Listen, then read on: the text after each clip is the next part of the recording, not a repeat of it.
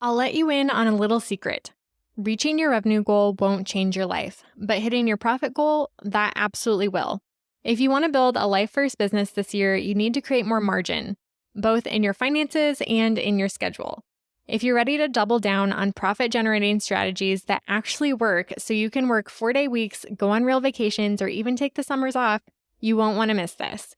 In my free masterclass, Double Your Profit While Working Less, you'll learn exactly how to set your business up to scale so you can give yourself a raise, create a clear plan for how to work that dream schedule, and step into your CEO era, the one where you and your business aren't just surviving, but thriving. You can grab this free masterclass at www.jadeboyd.co/Double Your Profit Masterclass or go to the link in the show notes. Now back to the show. You have to put in the effort to actually build the relationship, because if you're not giving it any information or like very blanketed information, it's just going to give you very blanketed and generic responses as well. Welcome to the Business Edit Podcast, a podcast about redefining productivity for the modern woman in business and finding ways to work smarter, not harder, in business and life. I'm your host, Jade Boyd, an MBA, business minimalist, and productivity coach. I help overwhelmed business owners simplify and scale their service-based businesses by doing less but better. I help my clients create business minimalist strategies and systems that allow them to pursue ambitious goals while working at a human pace. On this podcast, we'll explore simple ways to grow your business with a life-first approach. If you're ready to scale your business, bring order to chaos, ditch the busy work, and spend more time living your life than managing your life, you've come to the right place. Welcome to the Business Edit Podcast. Welcome to the show, Alex. Hi, Jade. I'm so happy to be here. For people who don't know you yet, why don't we just start by introducing yourself and telling us a little bit more about who you are and what you do? Sure. I am Alex Beyers. I run a CEO support agency, Alex Beyers Co., which is essentially, I'm an online business manager. I have a team of VAs, and we really just support female entrepreneurs to do their thing, right? We are the behind the scenes ninjas doing strategy, operations management, and all the fun things that most CEOs have to do, but don't love to do. And Alex and I actually met through a mutual friend who was also on the podcast recently, our friend Rannon. And yes. Alex came into the Business Edit recently to do sort of a masterclass on using ChatGPT to grow your business, to save you time, to become your personal marketing assistant. And everybody in the Business Edit is just fangirling over Alex now. And I was immediately like, we need to have her on the podcast because it was so helpful. And several of us have gone on to take your course. And personally, I talk to ChatGPT all of the time now after going through your course and have finally hit that point where I'm like, wow, this is actually helpful. And I think a lot of business owners struggle with wanting AI to be helpful for them, but then they get in and use it and are like, this is garbage. This isn't actually helping. So can you share, when was that moment when you realized that AI, specifically ChatGPT, could actually save you time, especially in marketing as a business owner? Yes. So what I didn't mention in my intro is, while I am a small business owner, I'm also a mom and a wife and all the things. And I think so many of the women that listen to your podcast and the women that I got to be with on the edit, it's like, we are solopreneurs. We're doing so much ourselves. Like, you might have a VA, you might have maybe, a social media manager or something as you start to scale. But a lot of us are doing so much ourselves, as well as managing our households and doing all the other things. So I got into ChatGPT probably almost 2 years ago now, and it was really out of necessity. I had a friend, another business owner, basically tell me, like, this thing is happening. I've seen a lot of people using it. Her husband's an entrepreneur. He's been using it. And so it kind of trickled down to me through the telephone. And I just tried it one day and I was like, okay, this could be something, because you start to use it and you're like, wow, this could be like a VA for me. This could be like a social media manager. So I quickly became so obsessed, like probably to an unhealthy amount very quickly. But for anybody that is into human design, I'm a projector. So I also am somebody who is like a guide, and I kind of can early adopt things and filter them and share them with others. Like, that's my zone of genius. And that's kind of what happened with ChatGPT. So I started using it. I was creating content for myself consistently. I was sending emails out consistently, marketing emails. I was launching offers more quickly than before. And I started to just kind of see, like, wow, look at all this opportunity that I've created for myself just from simply using ChatGPT. at that time, I also had a VA, and it never took away work from my VA. It actually made her more like, I feel like I delegated to her more easily because I would like create this stuff in ChatGPT, and then I could just hand it off to her to be like, put this into Flowdesk, schedule these posts, sort of thing. So it actually made me more efficient as like a delegator and a leader as well, because I was able to like really refine my thoughts before handing things off to my team. So that's really how it all got started, is just out of necessity. I started using it, became obsessed, and now I tell everyone and their mom that they should be using ChatGPT. Yes. And I love that you point out that you were an early adopter. And I feel like it is becoming more popular now. I hear more business owners talking about how they're using it. But at first, it can feel a little bit complicated. And I know that people have a lot of misconceptions still around AI. And I would love for you to speak into that, specifically the misconceptions you hear from business owners on using tools like ChatGPT in their business. Absolutely. I feel like there is so much fear around ChatGPT. Like the robots are going to take over the world.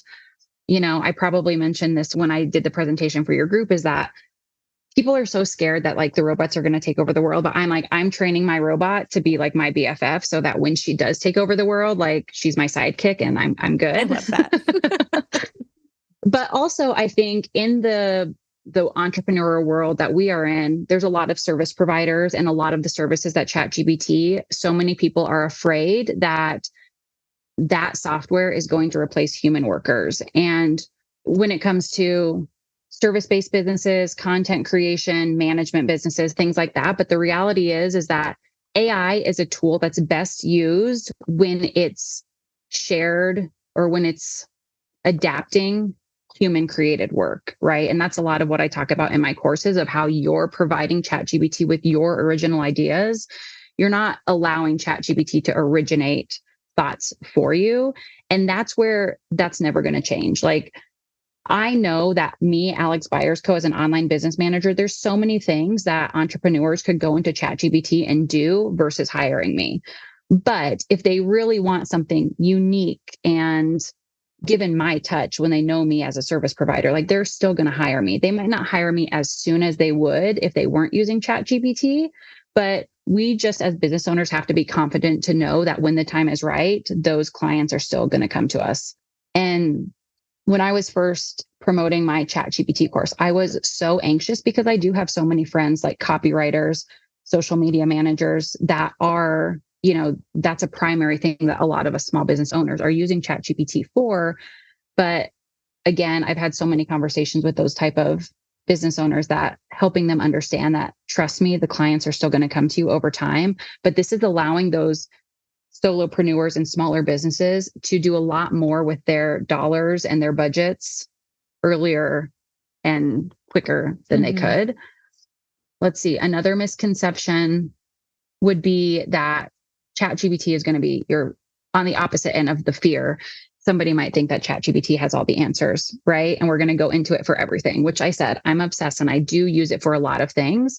But you also have to understand that it is a robot. It is, going off of it's going off of the data that it has access to. So there are some misconceptions that everything it says is going to be great, but there's a lot of, you need to do your fact checking and those type of things. So I would say to anybody who's scared or worried about ChatGPT to just give it a try. It is super addicting once you go through Alex's course and it actually spits out things that are helpful. I will tell you, we chat about lots of things these days. And I love how you pointed out that it's not a replacement for contractors, especially, which I think is helpful for people who are thinking about, oh, I already have a VA or I already have a marketing social media manager, whatever that might be, and thinking that ChatGPT would replace them. And instead, like you pointed out, it can just be a way to enhance the work that they're doing and for you to more effectively communicate, because at the end of the day, like you do have to communicate for contractors, especially if they're not fully owning that part and you're still giving them direction. You do have to have kind of your thoughts together before you can get to that place where somebody coming into your business is even helpful at all. So I love that you pointed out that it can be a supplement. And then for business owners who are thinking like, this is going to replace me, I immediately think, I mean, as a former photographer, I think about all the new AIs that are editing photos, which a lot of people think is scary because photo editors are like, wow, is this going to replace my job? But at the end of the day, when you're using AI, there's still that component of time. Like you have to put time into it to get something out of it. Whereas with a contractor, they can literally just come in and solve your problem and talk to you like a human, and do Yes. things for you. And even with photo editing, even if AI edits your photos, you still have to go through and double check because it is a robot. You have to check that it did everything correctly and didn't do anything like randomly weird because it happens. But when a human Yes. does it, that human can save you that time by checking and doing it 100%. So I think it's really good to keep that in mind, the scale that you mentioned, like don't tip too far this way, but also not too far the other way. Like it's not going Yes. to do everything for you. You still have to put work into it. Yes. Another thing that I think business owners struggle with, especially for marketing content, is I hear this a lot, like, and I experienced this myself too. I gave it all the prompts and then it comes up with this content that sounds like a robot. How do I get it to actually create content that sounds like me? So can you speak a little bit more to like, how can we help ChatGPT actually develop not just like an authentic brand voice that sounds human, but really adopt our voice and start to sound like content that I would have created myself? What does that even look like? So here's the thing that you have to remember when you first log into ChatGPT, it doesn't know you from the next photographer or the next social media manager or whoever that's using the system. So you really have to train it like a new employee to understand your unique business. So everything from your brand, your business model, your offers, maybe you have taglines, all of it. So what I always recommend for anybody is when you go in there, start a conversation like you just hired a VA, let's say. And so it's your first hire. You want her to know everything about you and your job and your business so that she can really be your doppelganger, right? She's going to be proactive in thinking about how she can support you as the business owner. So you want to do the same with ChatGPT. You want to go in there, you want to share all those things that I just mentioned and not lack any detail. The other great thing is if you are using the paid version of ChatGPT, you can voice memo into the app too. So if you're just like wanting to talk to her, I say her, but if you're just wanting to talk to her Because you and can really change get the her, voice, right? It can be a guy or a girl.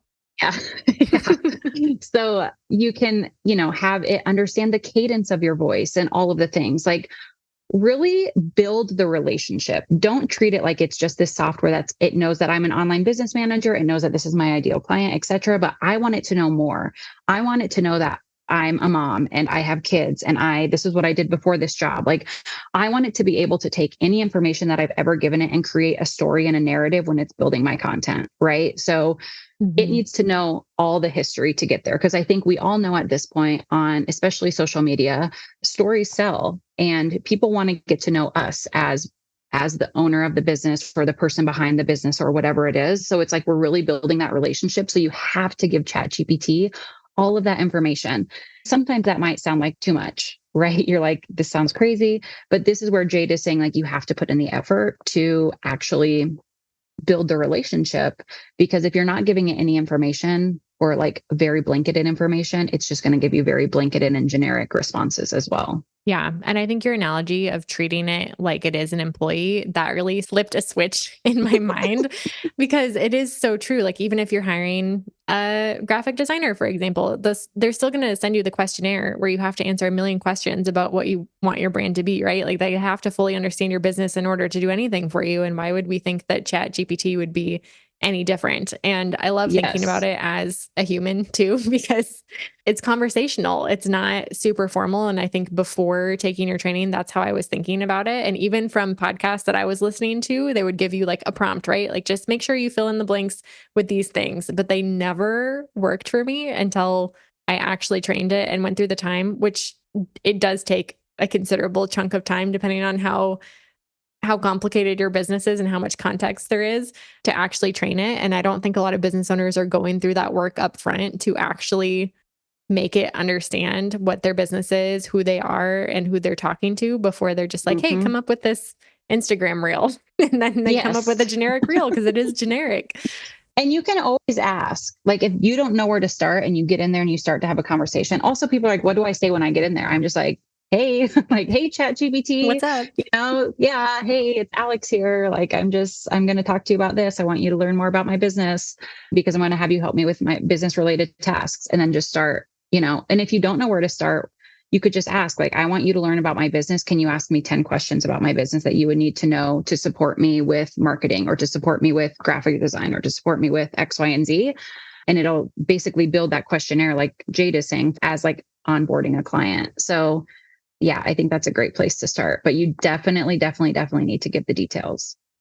Can you give us just some examples and maybe some surprising ways that you've used ChatGPT in your own business just to help other business owners envision the possibilities there? And I know personally, like I said, I've been talking to it about everything. I'm just like, hey, ChatGPT, how do I get my 3-month-old to sleep? Like anything that I have questions about. And it's Oh my actually gosh. surprisingly very helpful. But in a business context, I'm curious to know some of maybe the more surprising ways you've used it. Yeah, I mean, same. I pop in there for everything. And that's what I encourage people to do, especially with the mobile app, like using it as a brainstorming buddy, right? Like when you just have the littlest idea and you're like, this could be something, or I listen to a podcast and I'm like, oh, they talked about this. Like, I want to bring that into my business. I might just go to ChatGPT and say, hey, ChatGPT, I heard Alex Beyers on a podcast talking about more ways to use ChatGPT in my business. Like, knowing what you know about my business, what ways do you think I could use it? And kind of start using it as like another CEO or a COO in your business where you're just like brainstorming. That's like the number one way I use it. I don't think that's surprising, but I would say that's just the simplest thing. Like you're saying, treat it like a human, another person in your business that you can just kind of start ping ponging ideas off of and building ideas that you might sit with for longer because you're like, I don't know where to go with this. And you just need somebody to like elaborate on your thought. To give an example of that quickly, just from my own context, I would agree. I'm using it a lot, especially as I'm in like this idea land in my business of not fully knowing what I want things to look like in the future. I have lots of ideas. And so chatting with ChatGPT and just being like, hey, if I wanted the business edit to be like a top 100 business podcast, what strategy would you outline for me? And if it was general, if it wasn't trained, it probably would tell me like all the standard things that you do, just like good podcasting metrics, right?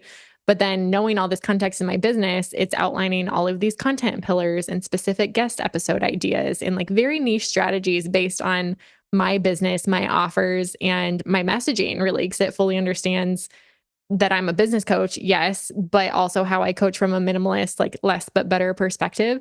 And it's extremely helpful. It gives me more good ideas than I could ever implement in my life. So I agree. That's Same. one of my favorite ways too.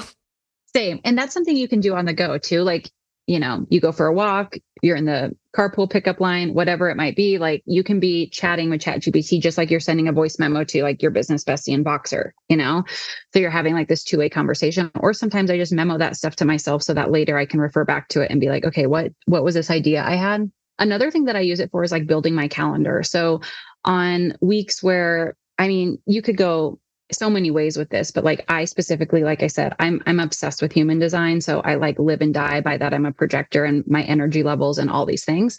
So I can actually go into ChatGPT and say, okay, here's everything on my to-do list this week. Send it a screenshot of maybe your calendar for the week. And I'm like, hey, I'm a projector. I work best in 3 to 4 hour increments. Like that's my max for the day. Can you help me build like the most effective schedule for the week or something like that? So there's been times where you could do that. You could do it with, if you track your cycle and you're like, okay, I'm high energy and when I'm ovulating, things like that. You could tell it all that and it'll build you again. It could be the perfect assistant. That's incredible. Other thing that I do that I'm obsessed with, and again, aside from like content creation and all those things, is building my proposals, outlines for like projects, and helping my clients build workflows. Like I basically will train it on all of my clients and say, here's like, we're doing a Dubsado build. Here's all their services. Here's what I think the workflow should be. Am I missing anything? Am I not seeing a gap or anything like that? Like I almost have it like check my work for things and have it act as an OBM as well. So I almost have like another OBM in my business to just like check my work. So do you train it separately on all of your clients? Yes. So do you go through the full content prompt? Not all of them. It depends because I'm not creating content for all of them. But if like I want to know how they're serving their clients, like I give it all the context. I usually just like upload my onboarding questionnaire in there and give it all that. And then as I'm building stuff, I might give a little more context here and there. But yeah. That's awesome. I'm sure a lot of service providers who are listening to this, their wheels are turning because Yes. that's an amazing way for it to add value from a client perspective for sure. Especially solopreneurs who might not have that person or coach in their business who can have a second eye on things to be able to give somebody your work and be like, hey, can you Hmm. look at this? And especially since it can even like read websites and stuff like that for a website designer to be able to upload a draft and get suggestions, like that's huge. Yes. I love for like any sales copy or, yeah, sales pages, marketing emails, all of that kind of stuff. I love asking it about like sales psychology, like Mm. knowing specific sales psychology and how to sell. And I always say I like to subtle sell. I don't like to be like, buy my course, Hey, business owner. Yeah. Like super targeted, but subtly targeted. So I'm always using the terms subtle selling in ChatGPT to have it help me do those things. But you can have it actually review sales pages, but ask it to use sales psychology for your specific ideal client. What would their oppositions be to this service or this product or Mhm. whatever? How can I build that into the copy without just like straight up saying like, if you're thinking this? So there's so many ways that you can elaborate and have it just build you this immaculate sales copy. So, speaking about creating content and having AI create content, there's also this like ethical realm of AI and considerations that business owners have to use when they're using something like ChatGPT to create content, especially for things like websites or templates or even social media posts. And I would love for you to speak into how can we as business owners make sure that we're being ethical with the way that we're using AI because we might be stealing some ideas or, like you said, ChatGPT has access to information and it pulls information to write content. So how can we make sure that we're being ethical in the way that we're using it and not taking away from other creators on the internet? Absolutely. So, as of right now in the US, there are no comprehensive laws that are directly governing ChatGPT. So, there are definitely like foundational things that are in the works, but it's so new that there's nothing actually like legally binding us to perform a certain way or for ChatGPT to perform a certain way. So the things to keep in mind when you're using it is number one, I think the most important thing is don't share anything for your own privacy. Like don't share any sensitive information. Don't share your social security number. Don't share all these things that are just going out into the verse of all this data. And same with your clients. Obviously, you wouldn't want to share any sensitive information for your clients. So keeping things somewhat generic. So even when I'm sharing, I mean, I do share stuff about my business and I do share pricing in there and things like that, but that I would use your own discretion of what you would want to be shared with the masses. I mean, somebody's probably not going to be able to go in and say, what's Jade Boyd charging for this? And then it pulls it, but it's out there. Hmm. The other thing to consider is because it is pulling from this broad amount of data, there is this like conversation about how is intellectual property protected. So what I always am telling business owners when you're using ChatGPT is never just point blank asking for something, but rather giving your original thought first. So rather than saying, hey, ChatGPT, can you write me a blog post about how to use AI as a small business owner? I would say, hey, ChatGPT, I want to write a blog post about how to use ChatGPT as a small business owner. Here are kind of my ideas. Can you help elaborate on it? These are like my original thoughts. These are my opinions on things. I'm giving it a lot of information to just elaborate on and build on versus asking it for something outright. And the Hmm. other thing is just when you do go into copy and paste that from ChatGPT, like feeling good about it, like just genuinely being like, okay, I know that I'm not taking this content. I'm not stealing this content from somebody else. Just like you wouldn't go to somebody else's blog and just like copy and paste their blog. I mean, I know people do it, but Hmm. those of us Yep. who aren't doing that, yeah, just to make sure that you're not infringing on other people's copyrights. That because who knows in the future when a law does formulate, then if they go back on anything, you're not liable for stealing Yeah. Not intellectual having to property. go back through your last 200 blog posts. Yeah. So definitely always feeding an idea. And that's where you're going to get better ideas anyway and make it sound more like you, right? It's like, Yeah. I wrote this. These were my ideas. I just want you to help me make this more readable for my audience or whatever prompt you give it there. In what ways has ChatGPT sparked creativity for you as a business owner? not just like saving time, which I think is immediately what we go to. Like, how can it save me time? How can it do work for me? How can it simplify my life? But also, how has it helped you be more creative as a business owner? Oh my gosh, in so many ways, I feel like services, and if I get an idea for a service, like there was one, I have this service, now I can't even think of what it's called, but it's the hotline, which is like Voxer support. And it just came to me one day, somebody like, do you just do Voxer services? And I brought that to life so quickly. It's just like that kind of stuff where you're like, this is a great idea. But in pre-ChatGPT, I would sit with it, I'd price it out, have to write the sales copy. After I, build the page, all the things where it's like in ChatGPT, I can do that in less than 8 hours. I can do all the things, build the marketing, write my launch emails, all of that. And so it's not necessarily that it sparks creativity. It empowers me to bring things to market more quickly. I actually had a client of mine who she was a client, then she took the course and she launched like a huge course. And it's like, this is something that would normally take me like 60 hours or something like that. And she said she did it in 30. So it's like right there. I feel like as business owners, we hit so many roadblocks of like, oh, I want to do this, but when do I have the time? I have all these great ideas, but when do I have the time? Where ChatGPT allows you, it acts as like a crutch, almost a collaborator to really bring these things to light more quickly. And I think with the creativity piece is we all have so many ideas. And when you bring it to ChatGPT and say, I have this idea, you act on it more quickly, I guess is what I'm getting at. Full circle is just, you just bring it to light more quickly, everything. Yep. And more time to actually be creative rather than spending the time building sales pages and stuff that's not in your wheelhouse. Yes. Or maybe not your favorite thing to do. Yeah. Right. And then I also feel like I get inspired by things and I have a way to almost integrate that into my business. So it's like, if I see somebody doing something, maybe I don't want to do exactly what they're doing, but I can take that to ChatGPT and be like, wow, I'm really inspired by this. Like, what could that mean for my business if I thought this way? Or what if I brought this type of service to my business? And so it's just like, I feel like it's opened a realm of possibilities where you actually have somebody who has some of its data, can be market research based. You can ask it for statistics. You can ask it for specific things on your ideal client. So statistically, there's a lot of things that you can get information for more quickly to be like, is this a good idea? Yes or no, based on the stats. I love that. We're just digging into that a little bit. How do you fact check?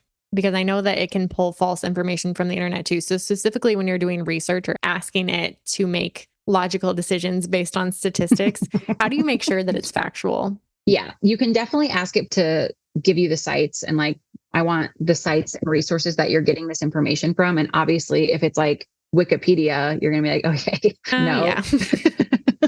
So that's what I usually do. And then sometimes I'll just do some other random Google searches, which now when you go to Google, obviously it has that like AI that pops up at the top. So it usually summarizes data, but you can go a little bit deeper than that.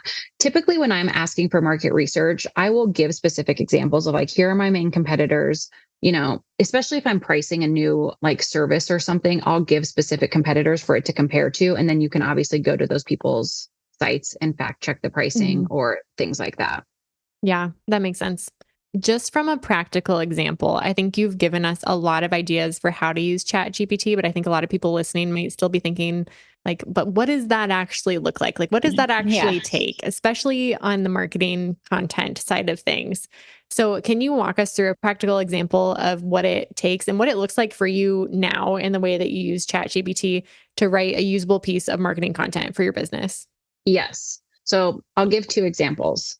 The first is like the very broad example that you could apply to almost any piece of content that you would want to create. And that is, you need to tell ChatGPT, we need like a shorter name. That's such a tongue twister. Yes, it is. You tell Chatty that you want it to act like a social media manager. So give it a role. Okay.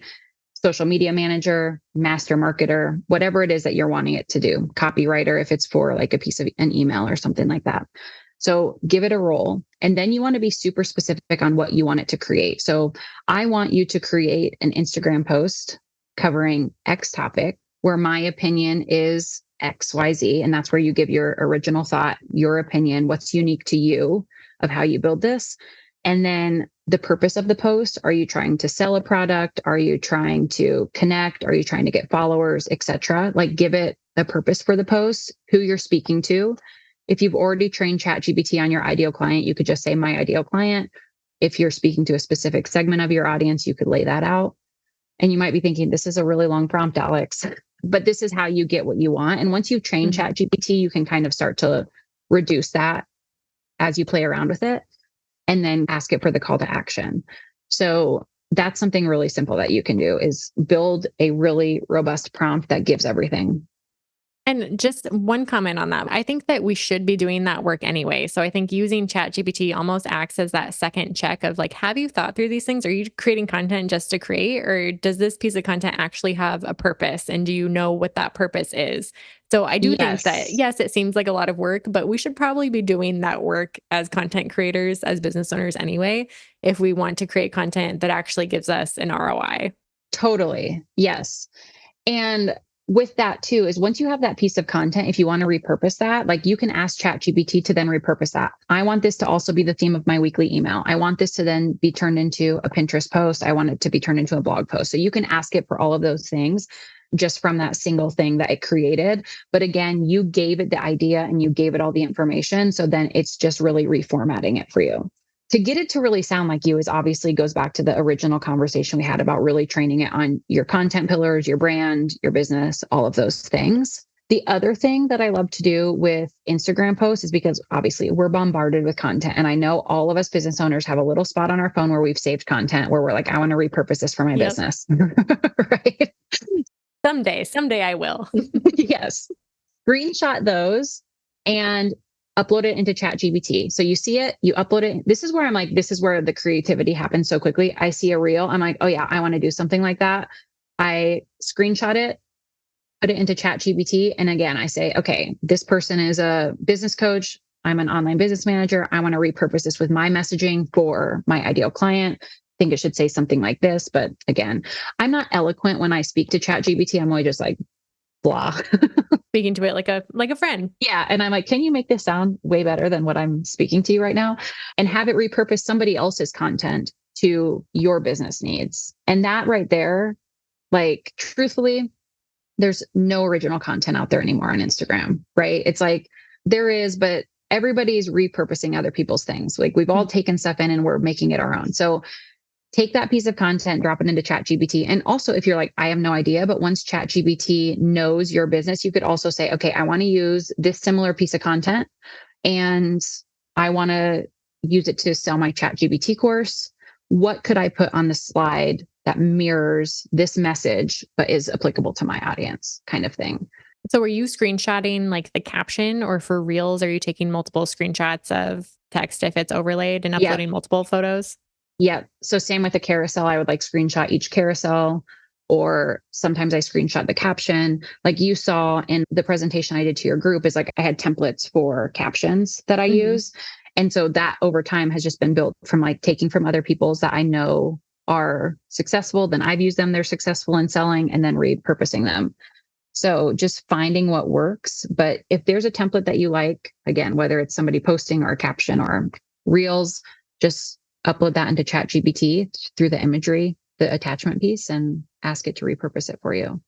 I always forget that ChatGPT can do images too. Like it's not just text. I always have thought about it as like a talking through text back and forth, not voice messaging, not sharing photos or anything like that.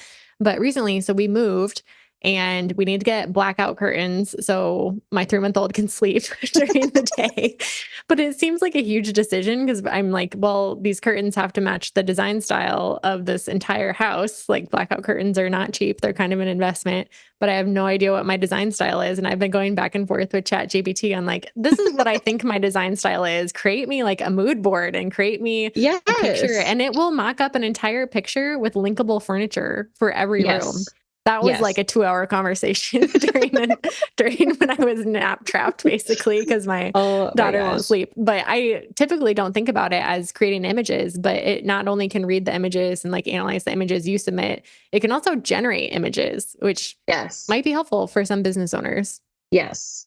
I did something similar like that last week. I was driving to a hair appointment and I just kept thinking about, well, I got dressed before the hair appointment and was like, I hate all my jeans.